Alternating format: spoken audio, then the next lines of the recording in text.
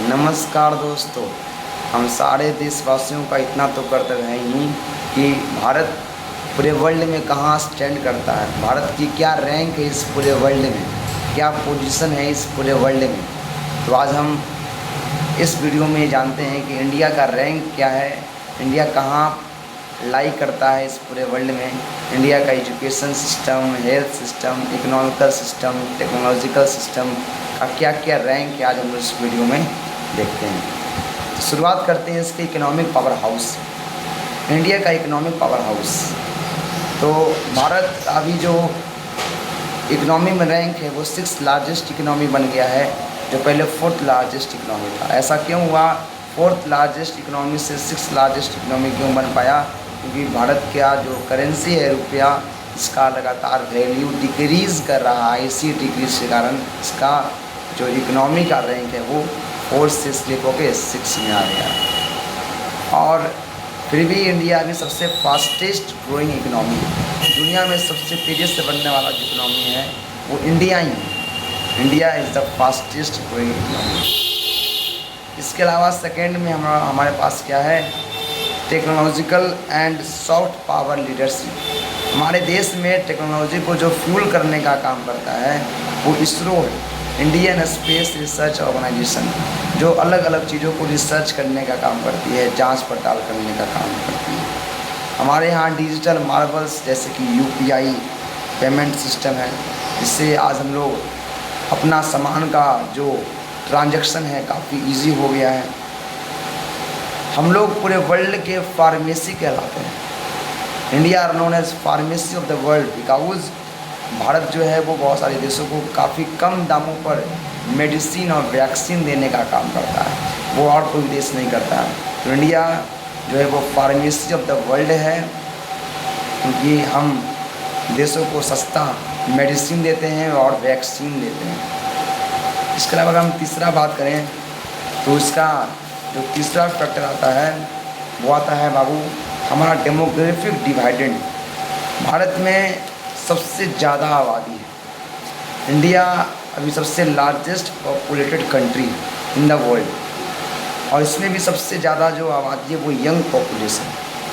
हमारे यहाँ युवा वर्ग की आबादी सबसे ज़्यादा है, जिससे पूरे वर्ल्ड में सबसे बड़ा जो मार्केट है वो इंडिया में है।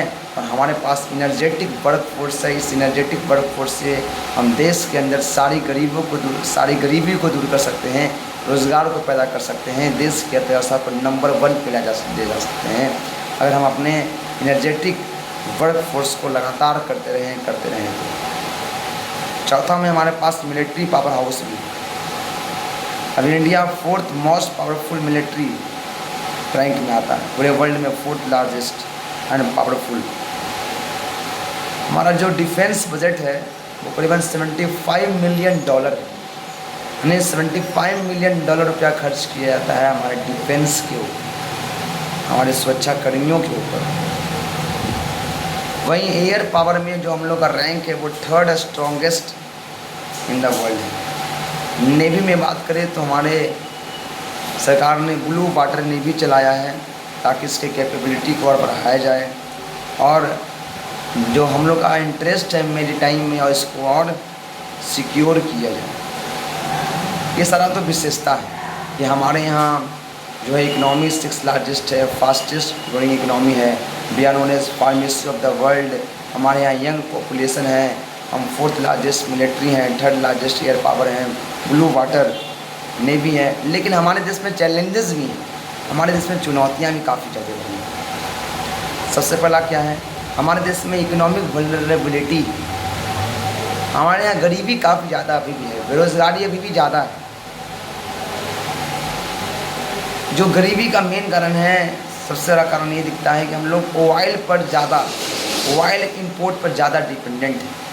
हमारे देश में ऑयल का प्रोडक्शन ना के बराबर, हम लोग रिलाई करते हैं ऑयल इंपोर्ट के ऊपर, जिससे हाई ट्रेड बैरियर लगता है, हाई ट्रेड टैक्स लगता है। दूसरा में टेक्नोलॉजिकल गैप।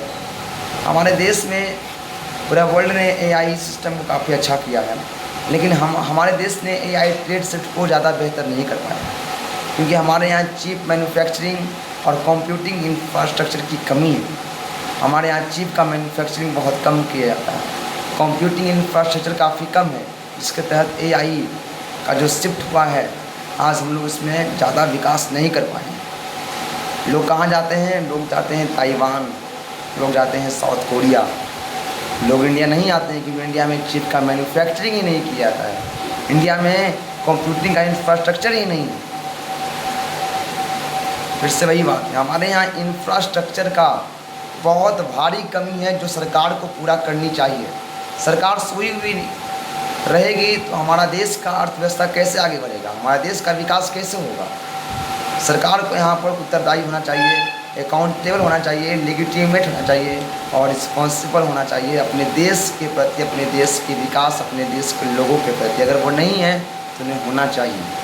यहाँ पर वो हम लोग इच्छा रखते हैं कि 2047 तक इंडिया जो है वो एक डेवलप कंट्री बन जाएगा, एक विकसित भारत बन जाएगा। लेकिन जिस प्रकार से जो इंटरनल इनइक्वलिटी है, जो आंतरिक असमानता है, वो हमें नहीं लगता है कि 2047 तक इंडिया एक डेवलप कंट्री की राह देख रहा है।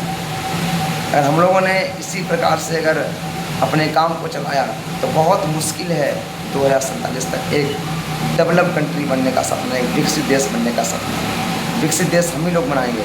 हम ही लोग के पास अगर रोज़गार नहीं होगा, हम ही लोग के पास अगर अपॉर्चुनिटीज़ नहीं होगी, अच्छा शिक्षा व्यवस्था नहीं होगा, स्वास्थ्य व्यवस्था नहीं होगा, तो कैसे हमारा देश विकसित बनेगा। 5वां में है बैलेंसिंग एक्ट अंडर प्रेशर। हमारा देश जो है वो यूनिलैटरलिज्म को फॉलो करता है। वो ना ही रूस के फेवर में है, ना ही अमेरिका के फेवर में। हमारा देश ना होना भी चाहिए। हमारा देश जो है वो देशवासियों के फेवर में है। देशवासियों के लिए जो कुछ भी करना पड़ जाए सरकार को करना चाहिए। इसलिए कौटिल्य अपने अर्थशास्त्र की किताब में कहते हैं कि एक राजा, एक शासक का सबसे बड़ा कर्तव्य यही है कि वो अपने प्रजा को खुश रखे, अपने देशवासियों को खुश रखे। इसके लिए उसको कुछ भी करना पड़ जाए, कुछ भी करना पड़ जाए। राजा का यही कर्तव्य है, शासक का यही कर्तव्य है, प्रधानमंत्री, राष्ट्रपति का यही कर्तव्य है कि इसका प्रजा खुश रहे, इसके प्रजा के साथ कोई तरह का अन्याय ना हो, असमानता ना हो, भेदभाव ना हो। अगर हो रहा है तो ये सुशासन नहीं है, कुशासन है। इससे बदला जाए, तख्ता पलट किया जाए, ऐसा कहीं हो रहा है। धन्यवाद।